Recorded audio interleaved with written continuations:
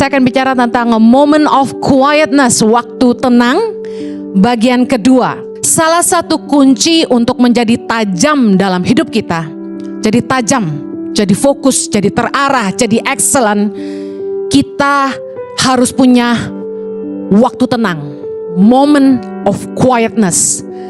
Yesus dalam kehidupannya selalu mengambil waktu untuk pergi ke tempat yang sunyi. Kita lihat dalam Lukas 5 ayat 16 dikatakan, akan tetapi ia mengundurkan diri ke tempat-tempat yang sunyi dan berdoa. Yesus di tengah-tengah kesibukannya selalu mengundurkan diri, cari tempat sunyi dan berdoa. Markus 1 ayat 35 dikatakan, pagi-pagi benar waktu hari masih gelap, ia bangun dan pergi keluar. Ia pergi ke tempat yang sunyi dan berdoa di sana. Yesus selalu cari waktu sunyi untuk berdoa.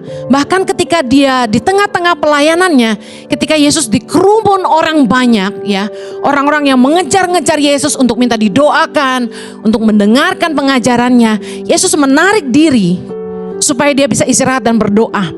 Lukas 4 ayat 42 dibilang gini, ketika hari siang. Jadi Yesus tuh gak cuma pada pagi hari. Yesus berangkat dan pergi ke suatu tempat yang sunyi. Tetapi orang banyak mencari dia, lalu menemukannya dan berusaha menahan dia supaya jangan meninggalkan mereka. Kemudian Markus 6 ayat 31. Kita lihat exhaustednya Yesus dikelilingi orang banyak. Lalu ia berkata kepada mereka, marilah ke tempat yang sunyi supaya kita sendirian dan beristirahatlah seketika. Sebab memang begitu banyaknya orang yang datang dan yang pergi, sehingga makan pun mereka tidak sempat. Kita bisa lihat bagaimana Yesus zaman itu sangat terkenal, sangat diinginkan, dikelilingi oleh banyak musuh, tapi juga dikelilingi oleh orang-orang yang haus dan lapar untuk mendengarkan pengajarannya, dan mereka yang ingin disembuhkan oleh mujizatnya. Kebayang Yesus pasti lebih ngetop dari artis-artis zaman sekarang. Hamba-hamba Tuhan aja yang pelayanannya kesembuhan dan sebagainya dikejar orang banyak, apalagi Yesus waktu itu. Bisa kebayang betapa lelahnya Yesus sampai dikatakan makan pun gak sempat. Dan Yesus ngajak murid-muridnya, ayo marilah kita ke tempat yang sunyi supaya kita sendirian dan beristirahatlah seketika. Bayangkan Yesus yang anak Allah aja butuh pergi ke tempat sunyi, cari waktu tenang supaya bisa berdoa dan istirahat, apalagi kita. Katakan amin. Kenapa untuk menjadi tajam kita perlu waktu tenang? Supaya kita punya waktu untuk mendengar Tuhan. Tuhan itu sumber hikmat, katakan amin. Yeremia 33 ayat 3. Kalau 911 panggilnya polisi katanya. Kalau panggil Tuhan, Yeremia 33 ayat 3. Baca sama-sama. Berserulah kepadaku, maka aku akan menjawab engkau dan akan memberitahukan kepadamu hal-hal yang besar dan yang tidak terpahami, yakni hal-hal yang tidak kau ketahui. Berapa banyak kita yang percaya bahwa Tuhan itu punya rencana yang besar dalam hidup kita. Tuhan itu mau kasih tahu kita hal-hal yang besar. Cuma satu masalahnya. Tuhan bilang gini, berserulah kepadaku maka aku akan menjawab engkau dan memberitahukan kepadamu hal-hal yang besar. Pernah gak kita ambil waktu benar-benar cuma sama Tuhan dan tanya sama dia, apa rencana Tuhan buat kita? Dan dikatakan gini, hal-hal yang tidak terpahami. Bukankah banyak persoalan dalam hidup ini yang kita gak bisa ngerti? Kuncinya adalah bukan tanya sama hamba Tuhan, tanya sama Tuhan. Tuhan punya jawaban buat semua misteri kita, yakni hal-hal yang tidak kau ketahui. Untuk menjadi tajam, untuk menjadi kreatif, punya ide baru terus, gak pernah kehabisan inspirasi, kita harus punya waktu tenang, tempat-tempat sunyi. Bukankah untuk konsentrasi, untuk belajar, untuk berpikir kita butuh waktu tenang? Berapa banyak di sini yang kalau belajar itu nggak bisa di tempat yang berisik? Orang beda-beda ya. Ada yang bisa belajar itu sambil nonton TV. Ada yang bisa belajar sambil dengerin musik. Ada yang bisa belajar di tengah keramaian, hiruk pikuk. Tapi kebanyakan orang itu kalau konsentrasi, belajar dan berpikir, itu biasanya butuh ketenangan. Butuh masuk ke tempat yang sunyi. Kegaduhan di sekeliling kita, suara-suara berisik dan ramai di sekitar kita, bikin kita tuh gak bisa mikir dan gak bisa dengar Tuhan. Lalu gaduh. Kadang-kadang yang berisik tuh mulut kita sendiri, kebanyakan ngomong. Kita perlu ambil waktu diam, waktu tenang, supaya ketika kita diam, kita sampai bisa dengar semua suara di sekeliling kita yang tadinya gak kedengeran, dan kita bisa dengar suara Tuhan di hati kita. Kesibukan-kesibukan kita sehari-hari itu menghabiskan energi, membuat kita kehabisan inspirasi. Jangan salah, kebanyakan khotbah kadang-kadang bikin stres loh. Pengkhotbah itu kalau kebanyakan khotbah biasanya habis inspirasi. Makanya seorang pengajar firman Tuhan gak boleh terlalu sibuk dengan aktivitas. Saya dulu pernah kerja sama Joyce Meyer Ministry. Joyce Meyer itu fokus banget cuma siapin materi khotbah. Joyce Meyer itu fokus nulis buku. Bukunya banyak ya. Pernah ada di sini yang baca buku Joyce Meyer? Bukunya keren-keren dan tajam-tajam katanya. Saya nggak baca semua bukunya. Luar biasanya gini, dia nggak ngerjain yang lain. Dia punya mission Hand of Hope, dia punya pelayanan macam-macam. Dia nggak pernah ngurusin. Banyak orang lain yang ngurusin, dia fokus siapin firman. Dia nggak handle counseling, dia nggak doain orang. Dia benar-benar tiap hari pakai waktunya buat merenung. Kenapa? Karena buat siapin firman itu beda dengan orang ujian. Kalau Anda ujian sekolah, Anda cukup belajar, Anda baca, Anda buka Google. Untuk nyanyi, Anda cukup hafal lagu, dengerin musiknya, melodinya, tahu temponya. Tapi kalau siapin khotbah nggak ada bukunya. Siapin khotbah sumbernya cuma satu, Tuhan. Makanya stres sekali ketika jadwal saya dibuat padat. Saya harus tegas bilang tidak. Ketika gereja-gereja mulai ngundang saya untuk khotbah, saya putuskan tidak. Kalau dulu, jujur aja, ini keterbukaan seorang penginjil ya. Dulu saya siapin khotbah satu bisa khotbah di 100 gereja. Bisa nggak? Bisa dong. Kan YouTube waktu itu belum ada. Orang juga nggak tahu saya khotbah di gereja mereka dan khotbah di gereja lain sama materinya. Bisa ngerti maksud saya? Apalagi suamiku, dia cukup siapin 5 khotbah setahun. Sekarang kita punya YouTube. Saya bilang sama suamiku, jangan sampai lu khotbah sama orang tahu. Karena YouTube orang denger terus kan. Mirip aja satu poin orang bilang gini, Ibu Heni udah pernah khotbah ini. Padahal cuma khotbah satu poin sama, orang udah tahu. Jadi khotbah gak pernah bisa sama. Inspirasi harus selalu baru. Suami saya bilang gini, Hen lu tahu gak khotbah lu tuh didengerin pendeta-pendeta, soalnya mereka udah kehabisan bahan katanya.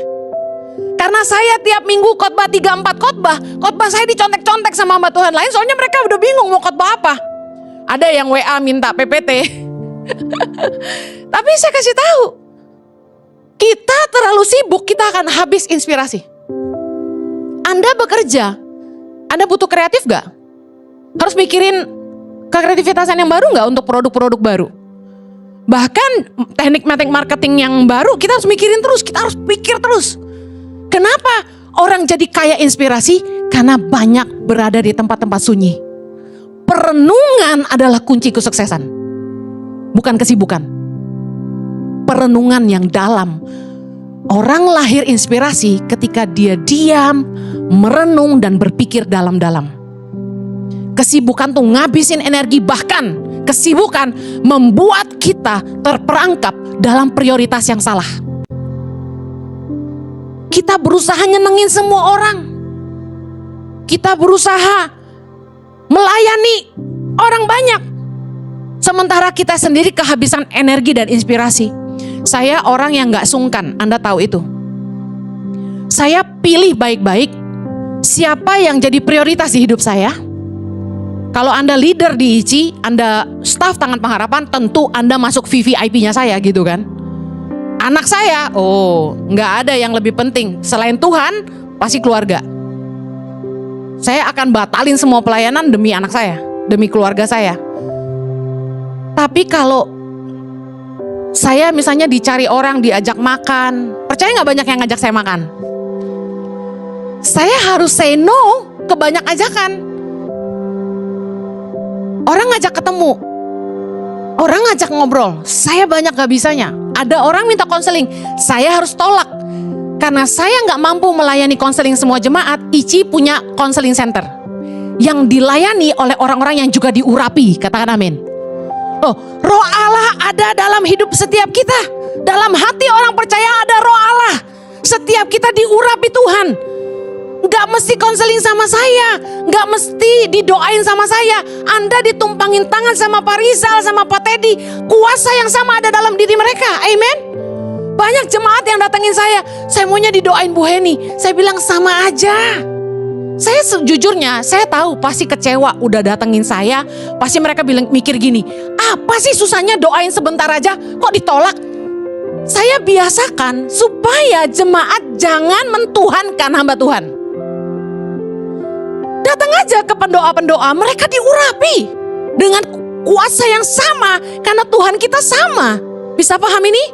Jangan terjebak dengan paradigma kalau dipegang sama hamba Tuhan itu, wah itu kenceng tuh urapannya. Nggak ada, sama podo wae, mangane podo, makannya sama, amen. Kalau saya doain satu-satu, nggak kelar ibadah itu. Kita jarak ibadah itu antara satu ibadah ke ibadah yang lain setengah jam doang break. Saya kasih waktu 15 menit buat orang-orang yang mau foto. Kalau ada yang konseling atau didoakan, orang yang ngantri foto udah banyak. Saya diajakin ngomong sebentar aja, saya udah gak konsentrasi, udah lihat sana sini, orang udah gimana? Harus pengertian. Nah jadi ada tamu, saya tahu itu tamu karena bukan jemaat. Datengin saya, Bu Heni doain saya dong, saya mau pergi ke Israel. Saya bilang, Pak ada pendoa syafaat. Dalam hati gue, mau ke Israel sama orang lain minta doain gue. Kalau lu ikut Israel bareng gue, tiap hari gue doain. Tanggal 1 sampai 13 Oktober bersama dengan ICI Worship. Ingat, jangan terperangkap nyenengin semua orang. Kita gak bisa nyenengin semua orang. Suami-suami yang gak ngerti prioritas akan berusaha nyenengin temennya tapi ngorbanin keluarganya. Akhirnya waktu kita habis. Keluarga perlu diperhatikan, saudara perlu diperhatikan, teman diperhatikan, staf diperhatikan. Kadang-kadang mau pecah kepala, bener gak? Semua orang pengen diprioritasin, tapi saya ambil keputusan, saya harus ngerti prioritas. Saya mulai menolak semua undangan khotbah. Diiming-imingin PK, saya tolak. Saya gak peduli, gerejanya gede loh, PK-nya gede, gak apa-apa, terima kasih. Soalnya saya sayang jemaat saya. Saya mau persiapin khotbah matang-matang. Supaya yang saya bagikan sungguh-sungguh hati Tuhan. Kalau saya mau seperti dulu, cari duit, kejar setoran kasarnya gitu. Khotbah aja, terima PK terus kok. Tapi saya katakan gini, kita harus ngerti prioritas supaya kita punya waktu dengan Tuhan. Saya tolak semua meeting, Selasa, Rabu, Kamis, pagi. Setiap pagi saya disuruh meeting, saya tolak. Teman baik saya ngajak makan bakmi lah, ngajak makan di mana lah, pagi sarapan bareng lah. Sorry gak bisa. Gak bisa. Kenapa?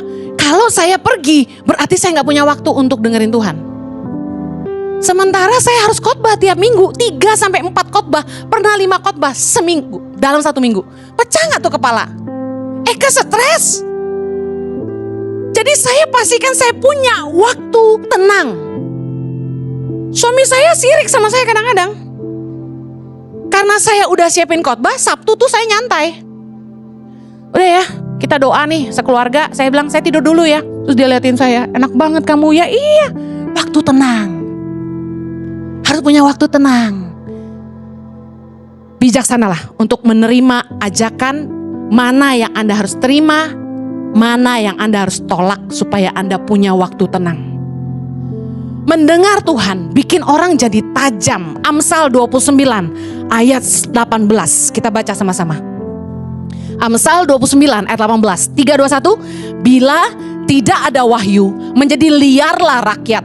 Berbahagialah orang yang berpegang pada hukum. Baca yang Alkitab bahasa Indonesia sehari-harinya. Bangsa yang tidak mendapat bimbingan dari Tuhan menjadi bangsa yang penuh kekacauan. Berbahagialah orang yang taat kepada hukum Tuhan.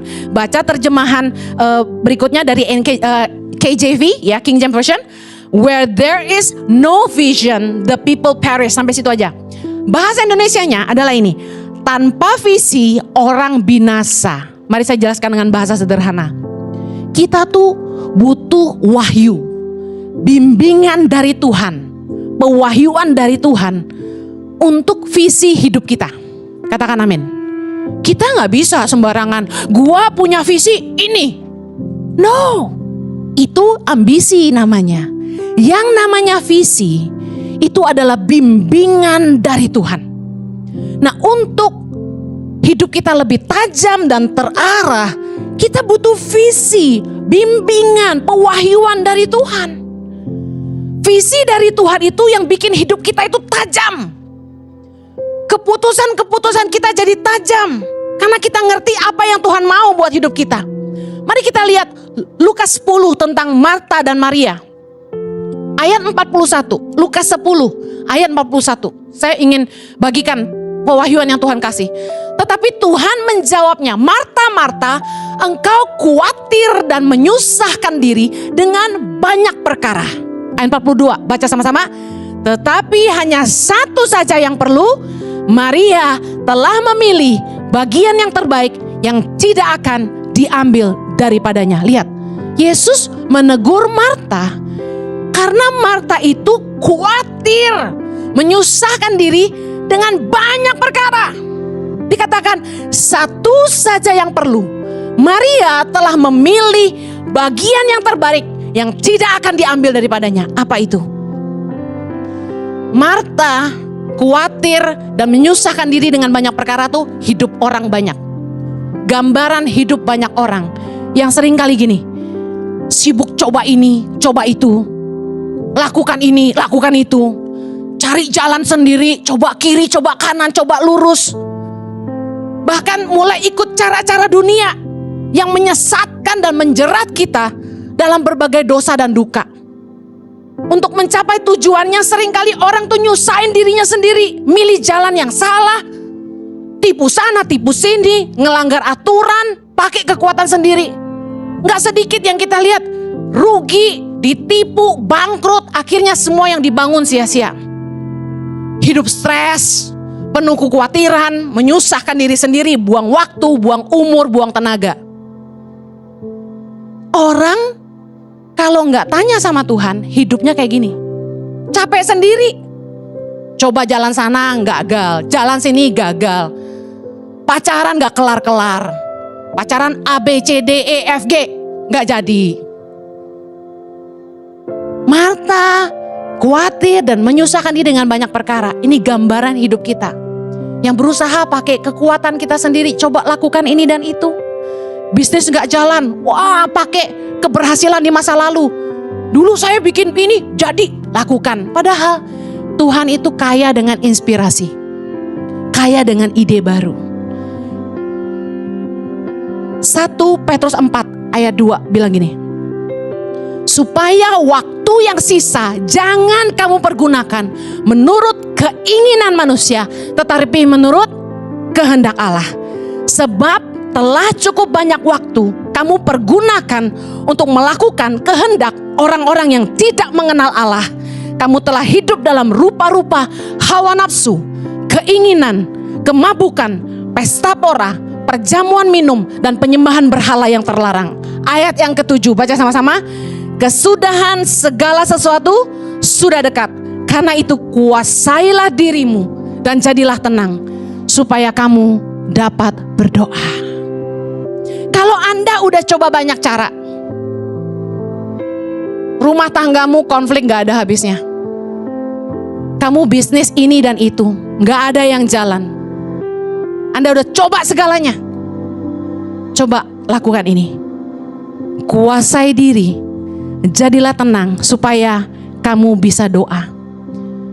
Maria dikatakan telah memilih bagian yang terbaik yang gak akan diambil daripadanya. Itu apa? Mendengar Tuhan. Dia gak sibuk kayak Marta. Dia ngerti bahwa dengerin Tuhan lebih penting daripada melayani. Cari Tuhan sungguh-sungguh. Tanya sama Tuhan, apa sih yang Tuhan mau? Minta hikmat sama Tuhan. Apa yang jadi kehendak Tuhan buat hidup kita? Apa yang kamu harus kerjakan? Saya tahu akan jadi pertanyaan banyak orang gini. Bu Heni, kan gak gampang mendengar Tuhan. Gimana caranya dengar Tuhan? Tahukah Anda bahwa di dalam hidup setiap kita, Tuhan itu punya cara untuk dia bicara. Sebelum Anda kenal Tuhan, saya mau tanya, Anda punya hati nurani gak? Hati nurani. Waktu kita belum kenal Tuhan, waktu kita nyolong waktu kecil misalnya gitu, Anda berasa salah gak? Waktu Anda bohong, Anda takut gak? Hati nurani itu ada dalam diri setiap manusia. Terlepas dari dia kenal Tuhan gak kenal Tuhan. Itu kebesaran dan keadilan Tuhan. Seringkali hati nurani itu bicara sama kita. Udah jangan main-main api. Udah jangan nipu orang. Udah jangan bohong. Hati nurani itu bicara. Sebenarnya hati nurani adalah cara Tuhan bicara dengan manusia. Firman Tuhan katakan dalam 1 Timotius 1 ayat 19. Beberapa orang telah menolak hati nuraninya yang murni itu. Dan karena itu kandaslah iman mereka. Apalagi sekarang sebagai orang percaya, Anda punya roh Allah di dalam hatimu. Tuhan bisa bicara lewat Roh Kudusnya. 2 Timotius 1 ayat 14. Peliharalah harta yang indah yang telah dipercayakannya kepada kita oleh Roh Kudus yang diam di hati kita. Sebenarnya kita itu bisa mendengar Tuhan. Gak cuma hamba Tuhan. Ini kebenaran yang saya harus sampaikan. Tapi kenapa seringkali kita gak bisa dengar? Karena telinga rohani kita tidak terlatih. Karena kita tidak intim dengan Tuhan. Jojo jalan naik tangga.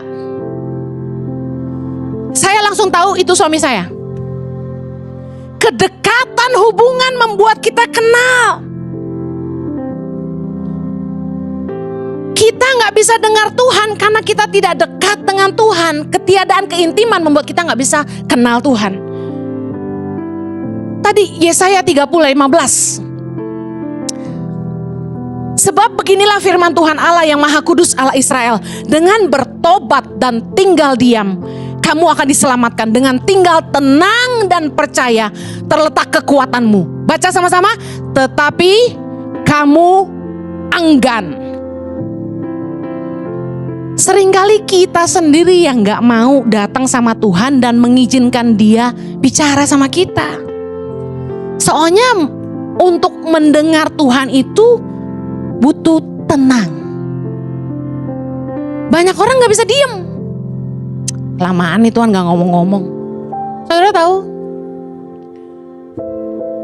Saya waktu dipanggil Tuhan ke Indonesia, itu saya bergumul sekali untuk meninggalkan Australia.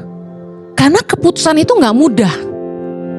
Sampai mama saya aja bilang, kamu sudah gila, dia bilang. Bayangin, saya digila-gilain. Semua orang Indonesia kalau bisa tinggal di Australia, mereka pasti udah pindah. Saya ingat mama saya ngomong gitu. Kamu udah tinggal di Australia, udah punya rumah, punya usaha, udah punya semuanya. Kamu mau buang hidup kamu dan pulang ke sini, kamu mau kerja apa? Saya ingat saya dimarah-marahin mama saya. Saya bilang saya belum tahu saya mau kerja apa. Kamu mau pulang mau ngapain?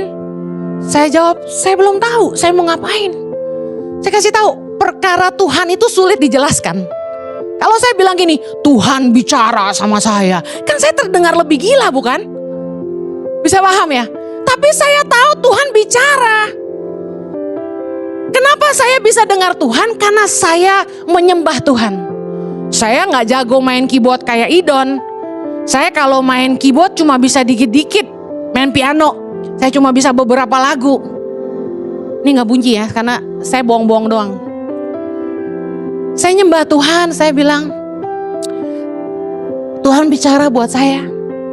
Saya kalau nyembah Tuhan itu hot, intim. Bahasanya tuh kayak gini.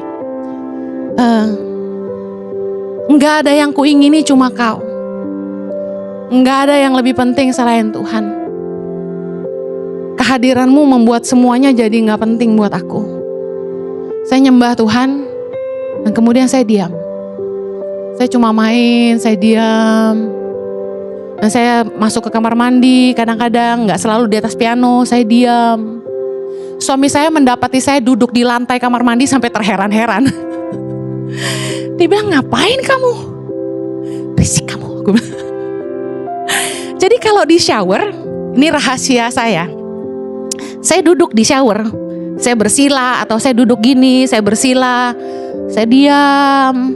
Atau kalau saya lagi di shower, saya menghadap ke tembok, saya pegang tangan gini, saya diam. Saya nikmati shower itu menyiram saya dengan air hangat, saya diam, saya bilang, Tuhan, Lord speak to me. Tuhan, apa yang Tuhan mau? Bicara Tuhan. I cannot do life without you. Nggak bisa hidup tanpa Engkau, Tuhan. Tuhan, bicaralah apa yang Tuhan mau. Biar kerinduanmu jadi isi hatiku, biar pikiranmu jadi kehendakku. Tuhan, bicaralah. Nyatakan yang kau mau. Saya ngomong gitu. Dan tiap kali saya doa, saya selalu ngomong itu. Saya gak pernah bawa permohonan doa panjang dan bilang, Tuhan berkati aku, Tuhan aku mau ini, aku mau itu, aku mau ini. Gak pernah. Tapi saya kalau datang sama Tuhan, saya selalu bilang, Tuhan bicaralah. What do you want from me, Lord? Apa yang Tuhan mau dari saya? Cuma kayak gitu. Terus kemudian Anda diam. Nikmati hadirat Tuhan. Kalau Anda gak bisa main musik, Anda bisa nyalain lagu. Saya suka instrumental. Saya dengerin Tuhan, diam. Tenggelam dalam hadiratnya dan izinkan dia bicara. Kalau Anda dibangunkan Tuhan, bangun. Saya kalau udah dibangunin Tuhan, saya bangun. Saya duduk. Mau tidur pun udah gak bisa. Roh Kudus bisik-bisik terus. Saya bangun dan saya dengerin. Satu kali saya bangun, saya duduk di pinggir ranjang. Praktek biar jemaat ngerti. Saya duduk.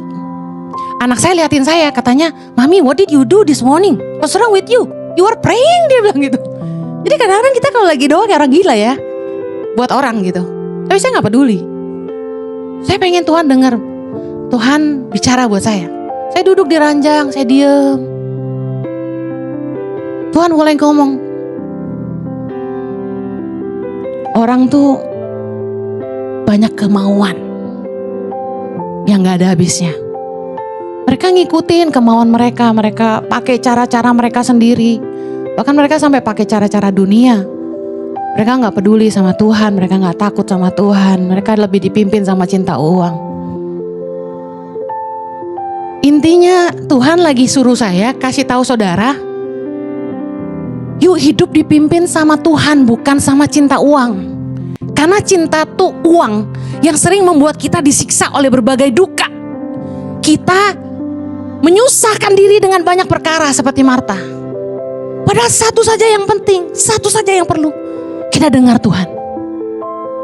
Saya cari Tuhan sungguh-sungguh waktu Tuhan panggil saya ke Indonesia. Saya tengkurap di ranjang. Saya tengkurap, Tuhan bicara sama saya. Ngomong Tuhan. Lagi nungguin anak main, saya tiduran di sofa. Saya bilang, Tuhan bicara sama saya, Tuhan. Tuhan mau apa? Lagi tidur malam-malam nidurin anak. Lampu udah gelap, saya gak bisa tidur. Di kegelapan saya lihat langit-langit. Saya bilang, Tuhan ngomong dong sama saya. Tuhan mau apa? Di waktu-waktu itulah Tuhan bicara sama saya. Dan waktu saya lagi di toilet. No, this is serious. Saya diam. Saya biasakan gak bawa HP ke toilet. Saya kalau pegang HP, kita gak cari Tuhan. Saya kenapa nggak gitu respon WhatsApp? Beberapa orang marah sama saya karena WhatsAppnya nggak saya balas. Saya nggak peduli. Karena buat saya, waktu saya lebih berharga. Anda tahu kalau Anda duduk scrolling Instagram, Anda kepoin Instagram orang, Anda nontonin Reels, Anda bacain WA, itu makan waktu loh, nggak terasa 2 jam, betul? Betul? Sementara saya yakin Anda nggak mau ngasih waktu buat Tuhan 2 jam. Saya yakin. Hidup kita nih sibuk ya kan, belum ngurus anak buat yang istri-istri. Belum ngurusin yayasan Tangan Pengharapan. Dikit-dikit WA masuk dari seluruh Indonesia. Ada guru-guru, kapalnya pecah di lautan. Waktu nyebrang dari kota Nabire ke Pulauan Yaur. Mereka tenggelam. Wah, saya panik ngurusin yang kayak begituan. Belum lagi nanti staf peduli sesama, tim peduli sesama mau meeting sama saya urusan apa. Belum lagi tim pembangunan. Ngomong sama saya ini dan itu dari Biak, dari Jakarta. Kerjaan banyak sekali. Dan ibu-ibu yang cuma minta didengerin sama saya komentar, kenapa saya WA Ibu Heni gak dibalas? Gua gak ngurusin lu doang. Emangnya gua konselor on call? Bener, saya gak mau jadi pastor on call. Kapan Anda butuh Anda tinggal telepon saya. Emang gua cewek apaan? Kita kan punya prioritas. Dan saya pengen renungin firman Tuhan jauh lebih banyak daripada waktu saya ngomong sama jemaat. Soalnya saya ngelayanin satu orang yang sama itu bisa dilayanin orang lain. Tapi khotbah ke ribuan orang itu butuh waktu saya dengan Tuhan. Please understand. Capek gue dikomentarin terus. Makanya kita harus bagi tugas. Yang pastoral jalan, doain orang ke rumah sakit. Kok gak Bu Heni yang datang? Bisa mati muda gue. Please understand. Dalam hidup kita, kalau kita punya waktu mendengar Tuhan, kita akan jadi tajam. Lihat ini, 2006 Tuhan bicara sama saya. Heni, selamatkan generasi. Terus saya bilang, Tuhan gimana caranya? Saya bergumul. Saya mulai tolong anak-anak di pembuangan sampah di Bandung awalnya. 2006. Kemudian saya pindah ke Jakarta. Bulan Juli 2007. Saya mulai bantu anak-anak di jalanan di Jakarta. Ada 1028 anak di 8 center kami bangun. Kemudian Maret 2008 saya putuskan masuk ke pedalaman. Mulai dari Februari di Jawa, lalu Halmahera, lalu Papua, lalu Mentawai, lalu Kalimantan. Saya terus putar ke seluruh Indonesia. Saya mendengar Tuhan setiap tahun. Tuhan mau suruh Tangan Pengharapan bikin apa. Dan Tuhan sertai terus. Kita akan jadi tajam kalau kita mendengar Tuhan. Gak buang waktu, gak buang uang. Anda pikir gak sedikit orang datang minta bawa proposal suruh bangun gereja? Banyak. Proposal di meja saya numpuk segini nih buat bangun gereja. Saya gak ladenin. Karena saya tahu jelas visi dari Tuhan. Selamatkan generasi. Ternyata Tuhan bicara soal Indonesia. Ini butuh pemimpin yang takut akan Tuhan, yang mencintai rakyat, cerdas dan berintegritas. Dan orang Kristen gak peduli. Gereja gak bangun asrama di mana-mana gitu. Dan saya terus dibimbing Tuhan masuk. Saya dikritik orang, tantangan banyak, dihina orang, digomongin orang. Saya gak peduli, saya maju terus. Tantangan apapun, saya hajar terus. Saya cuma pegang janji Tuhan. Bayar harga, berkorban, semua jadi tajam. Saya ditawarin kerjaan. Udah jadi asisten pribadi teman saya. Dia punya perusahaan besar di bidang minyak. Saya disuruh jadi asisten pribadi, gaji 50 juta, ikut dia kemana-mana. Saya gak mau. Saya ditawarin sama konglomerat di Indonesia, saya gak sebut ya. Jadi GM-nya dia, pegang semua CSR perusahaan-perusahaannya. Ditawarin rumah, ditawarin mobil, saya tinggal pilih mau apartemen yang mana, mau mobil apa, tinggal ambil dari showroom. Saya gak mau. Karena saya tahu apa yang Tuhan mau buat saya. Distraction banyak. Pengalihan-pengalihan banyak. Suami saya ditawarin kerja di perusahaan apa gitu. Udah, Heni ikut saya, kamu kerja di sini di perusahaan dia. Kita nggak mau. Suamiku disuruh bangun gereja di Sydney, jadi gembala, dikasih mobil, dikasih dolar, kasih rumah. Semua tawaran dunia dikasih ke kami. Kami nggak mau, karena kami tahu apa yang Tuhan mau. Kalau Anda punya waktu sunyi, waktu tenang dengan Tuhan, perenunganmu dalam dengan Tuhan, kamu pegang apa yang Tuhan mau dalam hidupmu. Tuhan tuh setia, dia bimbing kita. Say no to this, say yes to that. Jalan kita tuh dituntun Tuhan. Bayangin, sampai bikin gereja online. Apa enggak Tuhan keren? 2019, kok pandemi belum terjadi? Roh Kudus bisa taruh di hati saya. Pelayanan di YouTube, fokus. Cyber Church. Zaman itu mentor kami paling benci Cyber Church. Karena anak-anak muda gak mau ke gereja, nonton khotbahnya di YouTube. Ternyata Tuhan malah bawa saya ke Cyber Church. Kami bikin gereja online. Itu setelah saya dapat visi 2019. Pandemi datang langsung buat. Tuhan sertai. Subscriber langsung jadi 1 juta. Gak berapa lama. Kalau bukan dari Tuhan bagaimana coba? Gak mungkin. Saya berani tolak semua undangan semua gereja. Saya fokus di YouTube. Saya lihat YouTube menjangkau jauh lebih luas. Melampaui tembok gereja, melampaui kota dan bangsa, melampaui semua denominasi, dan menjangkau orang-orang yang belum percaya. Saya kasih tahu, semua bukan karena saya, semua karena Tuhan bicara. Kita jadi tajam. Saya berani nolak semua undangan itu karena saya tahu yang Tuhan mau buat saya. Anda pikir gak ada yang marahin saya? Gak ada yang bilang saya belagu? Banyak. Tapi saya tahu yang Tuhan mau.